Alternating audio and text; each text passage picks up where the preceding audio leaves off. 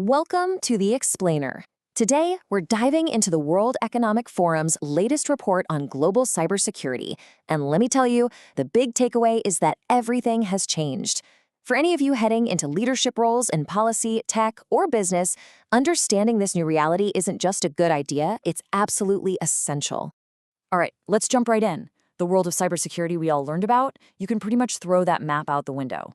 The old, clear borders between the good guys and the bad guys have been totally redrawn. We're in a new territory now, where the threats are faster, more connected, and way more political. So here's the bottom line. We are way past the days of thinking about lone hackers in a basement. We're now dealing with systemic risk. That means one single weak spot can set off a domino effect across the entire global digital world. This isn't just a small change. It forces us to completely rethink how we even define a digital threat. Okay, so what's driving this? The first huge catalyst is artificial intelligence. And don't just think of it as another new tool. It's more like a massive accelerant, pouring gasoline on the fire for both the attackers and the defenders. It makes everyone more powerful. And this is not some fringe idea. Get this. A staggering 94% of leaders believe AI will be the single biggest driver of change in cybersecurity this year. That is a massive consensus for a technology that's really just getting started.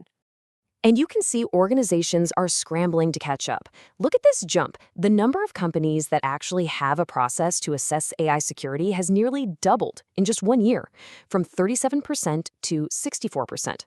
That's not a trend. That's a massive industry-wide wake-up call. And here is exactly why everyone's scrambling.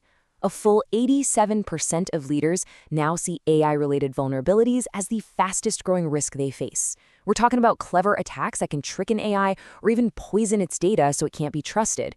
This has shot straight to the top of everyone's worry list.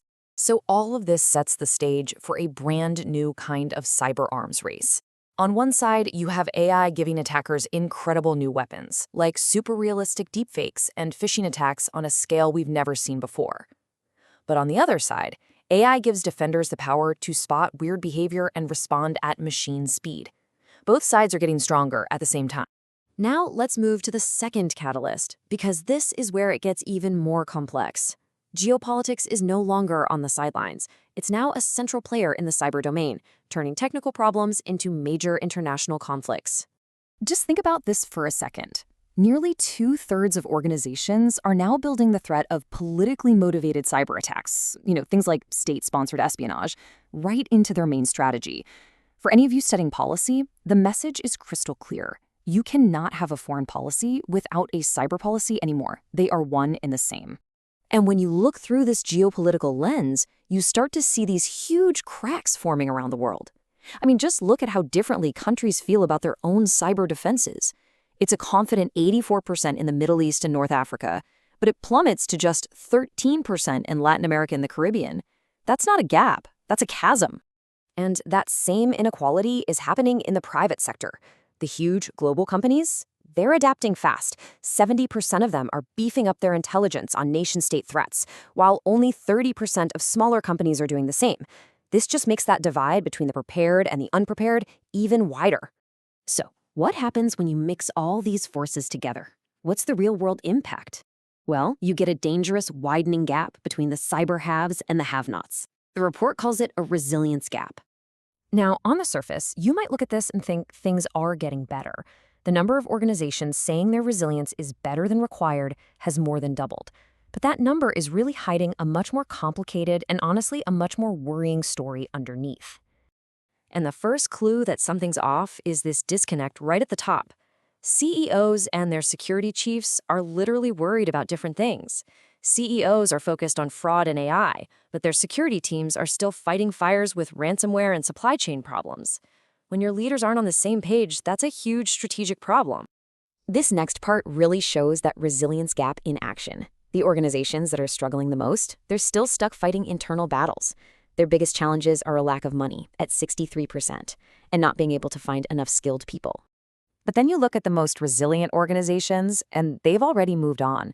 They're tackling these massive, complex risks that are buried deep in their supply chains. 70% of them are building security right into how they buy things, compared to just 31% of the other group. They're basically playing a completely different game. And that difference proves a really important point. If the most prepared companies in the world are still struggling with these huge interconnected problems, it means no one can solve this alone. The old model of every company for itself is, well, it's just broken. It doesn't work anymore. So the new mandate, and it's summed up perfectly here by MasterCard's CEO, is all about collaboration. Resilience isn't something you can build in a silo anymore. It has to come from working together, from sharing intelligence, and from building up our collective skills to face these threats as a team. And that leaves us with this final, really critical question. For the next generation of leaders, for you, the challenge isn't just about defending a network anymore. It's about building trust in a world that feels like it's pulling apart. So is that kind of collective security even possible?